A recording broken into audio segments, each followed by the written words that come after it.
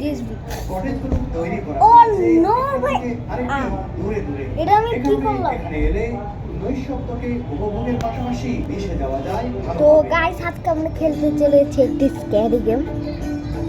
তো চলো ইচ্ছে করলে রোবলক্সের। কটেজের বারান্দায় কাটিয়ে দেওয়া যায় আজকেও রাত তো আমাদের এখানে অ্যানোমালি গেস করতে হবে। কোনো রিসোর্টে কটেজের বারান্দা এমন ব্যবহার দেখলাম আমি। এভাবেই এখানে অবকাশ যাপনের বিষয়টি স্পেশাল কিছু হয়ে যায়। ওই!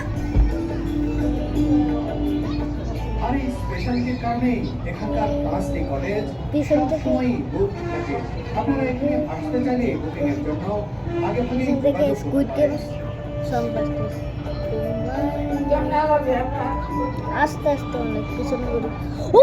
শাড়ি পরে বারান্দায় এলো সুরভি। এই বারান্দা হাই! সত্যি মায়াবী। তাই তো সুরভি এক একবার এক এক রঙে এক এক নামে হাজির হচ্ছে এখানে।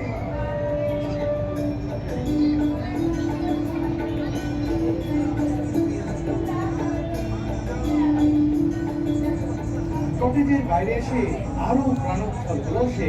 প্রকৃতির মাঝে গড়ে ওঠা এই রিসোর্ট সুরভির খুব পছন্দ ভাই ভাই হয়েছে। ভাই ভাই। এখানে আসার পর থেকেই দোলনায় দোল খাওয়ার জন্য সুরভি উদ্গ্রীব no! হয়েছে।